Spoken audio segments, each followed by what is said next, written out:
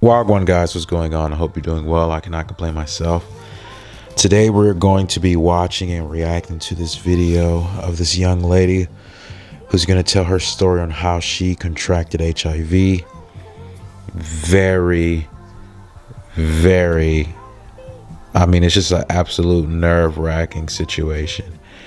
But we're going to watch it and we're going to react to it, and I will stop the video for commentary. Without further ado, let's get into this. Hey guys, good morning. Okay, so for those who aren't able to make it to my storytime lives and my Q&As or whatever, and you guys still want to know what's going on, I'm going to tell you, and then I'm gonna pin this video so you guys will always have access to it. So what's going on is I was talking to a man for over 6 years. I thought I could trust him. I thought we were, well over into a good relationship. And even though it was red flags that showed me to be more safer, I didn't listen. So the first time I ended up catching the STD, it was only chlamydia. We never had, I didn't contract the HIV or anything. So I still at that time, that was like 4 years into our relationship that he gave me chlamydia. I didn't know anything about his HIV status then. So, when we went to the hospital to get cleared up for the chlamydia, I do not recognize that he went to the hospital alone. I was asleep one night at the house and I woke up and he was gone.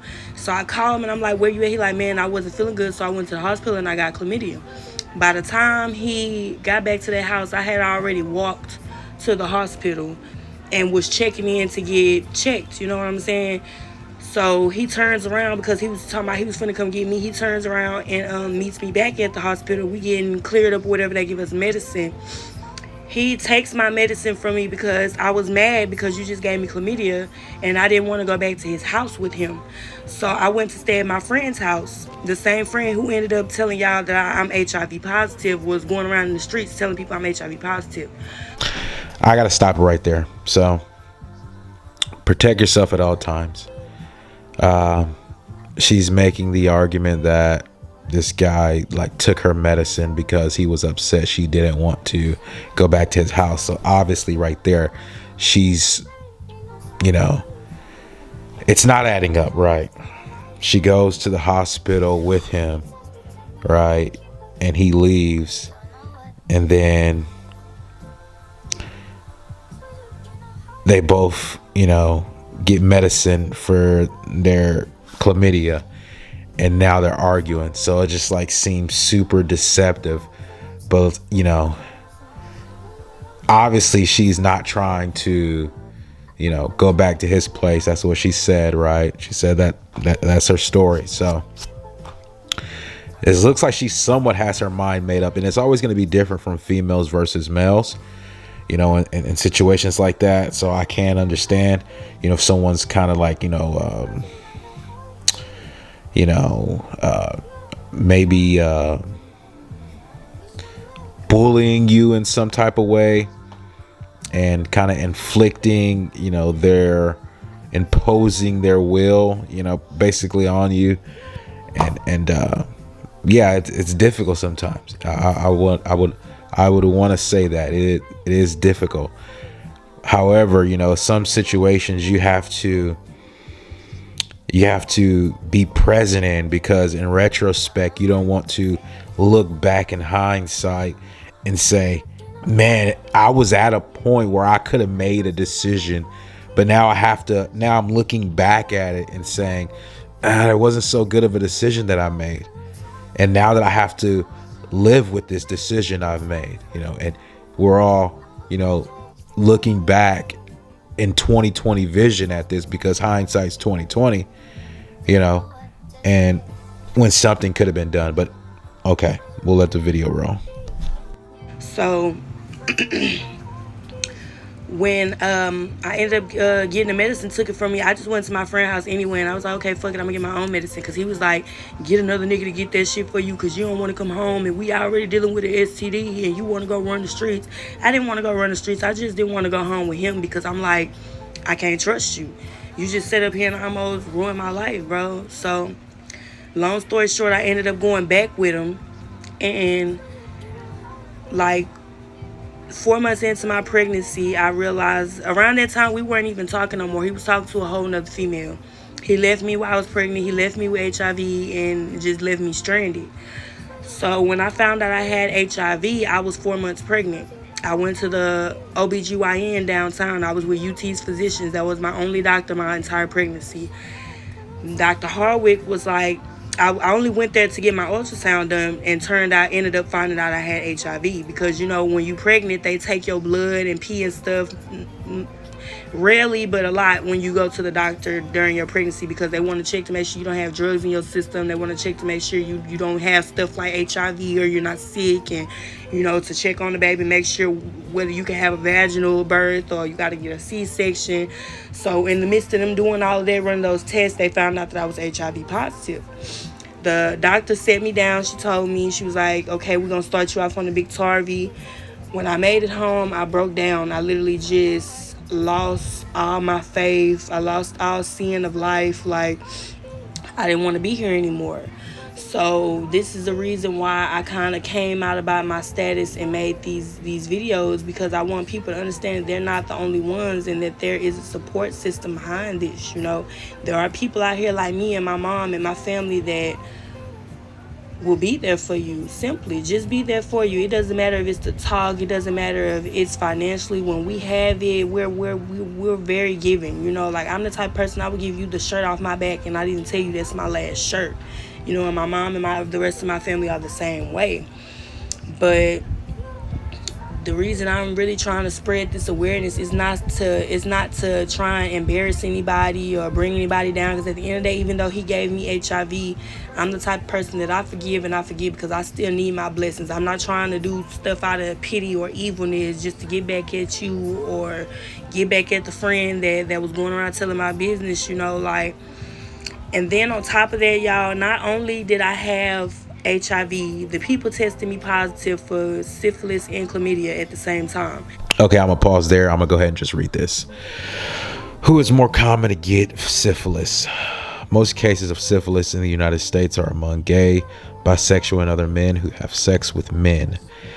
Syphilis also has increased nearly every year among MSM for about 2 decades. So, I'll say this.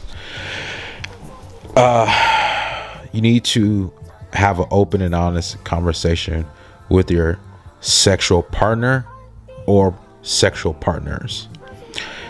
Don't hold back half the truth if you're having multiple sexual partners, just so you can vindicate yourself and look like you are validated and vindicated from all wrongdoing, right?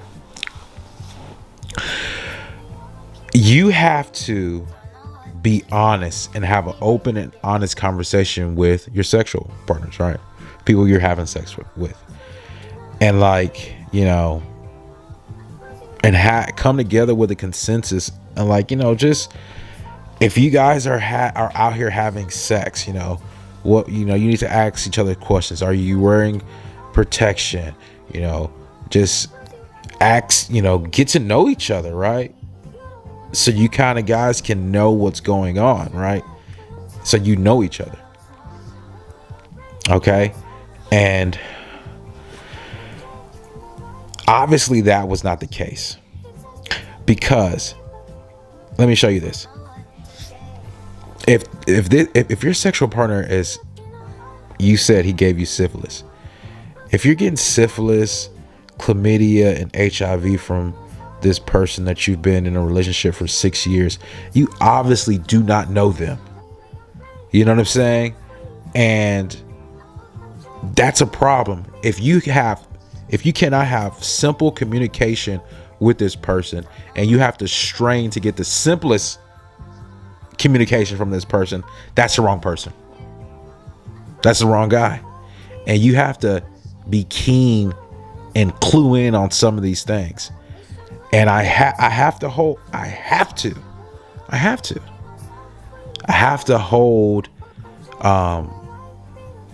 all parties involved is being held responsible at this time, because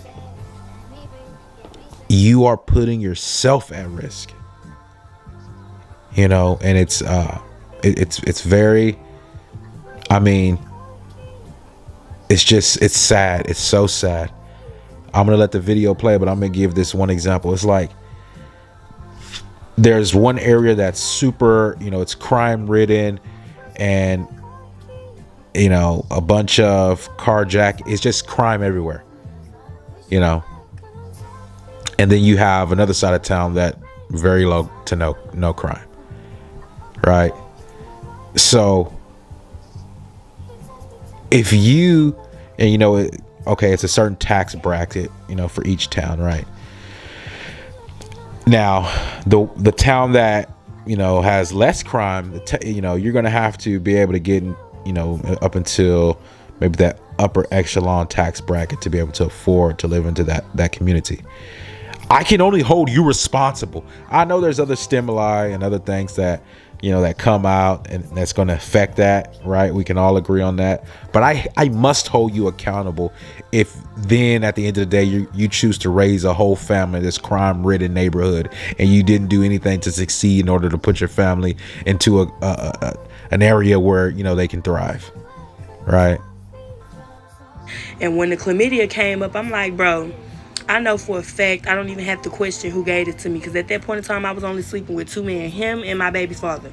Me and my baby father, that's another video. I'm gonna just tell y'all about that at a different time, because it's gonna confuse y'all, because it's really a lot, so I'm gonna have to make another story time on that just to explain about my baby daddy, because that's a total separate man. That's a separate person.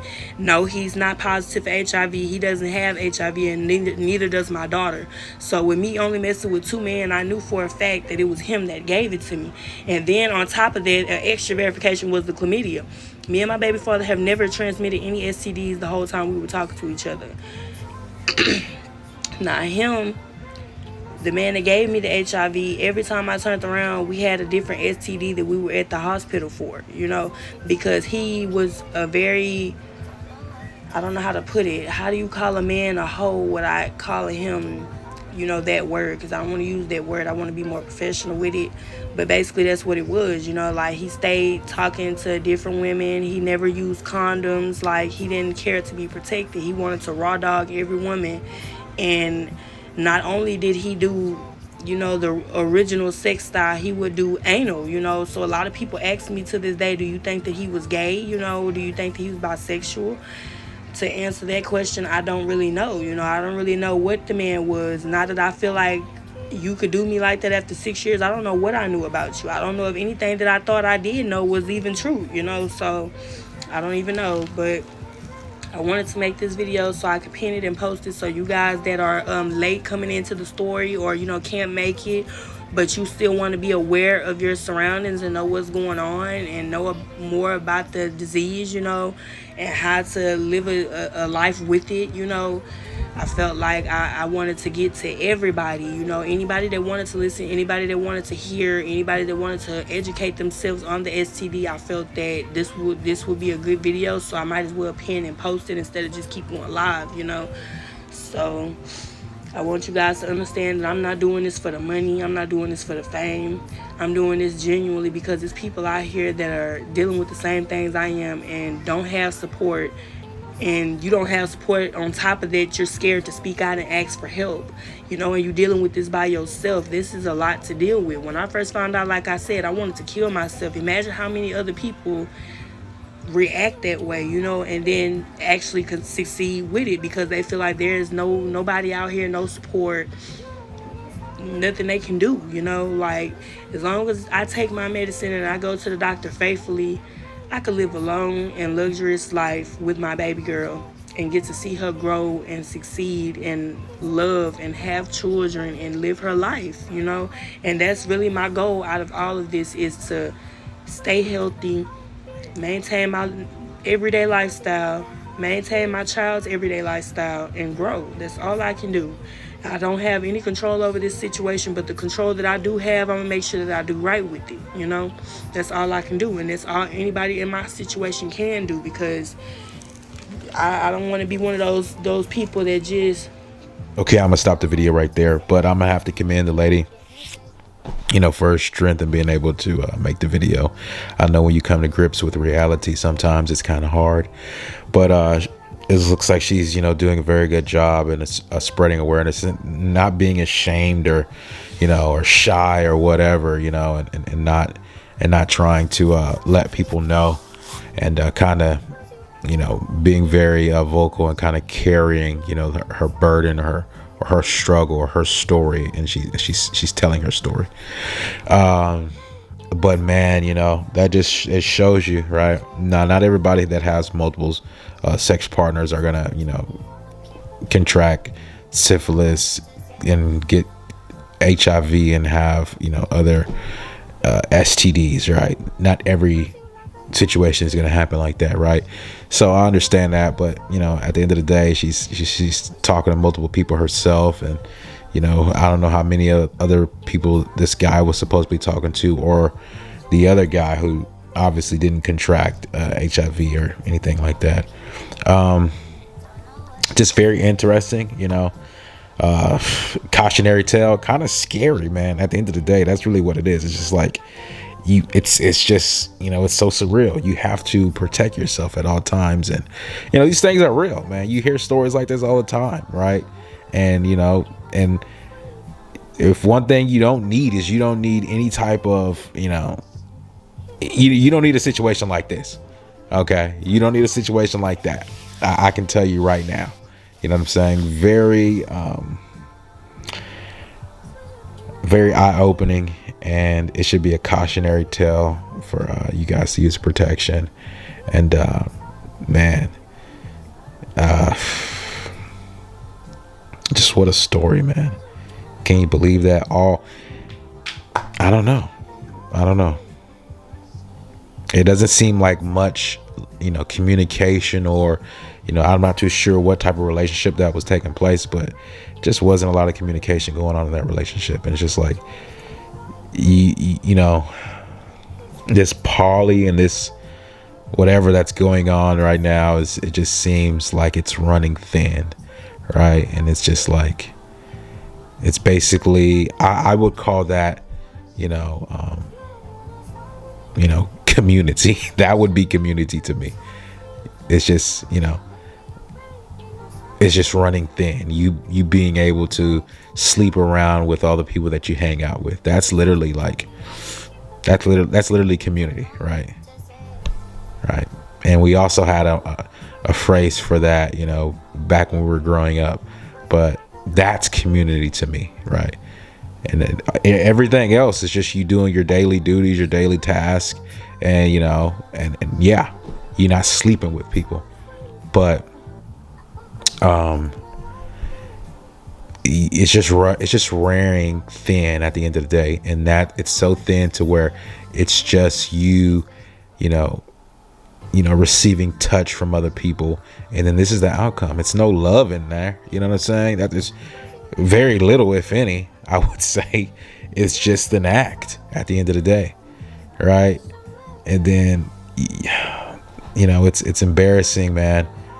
It really is. It's embarrassing, for you to be the butt of that's what it is. Strong lady, but it took this for you to realize that situation. And some people have a lot more rope, right? Some people maybe have a little bit less of rope, but there's always the option and the possibility for you to yoke yourself. And at the end of the day, that's what it took place, and very sad, dude. Glad that she's telling her story. She's telling her truth. And lastly, guys, wrap up. Okay. I don't mean to take anybody's, fun away or diminish you in any type of way, but also may want to think about, hey, how long you think you can do this, right? How long you think you can keep this up? Is this something that's truly healthy, right? And start getting into that mindset of maybe you need to settle down. Peace, guys. I'm out of here.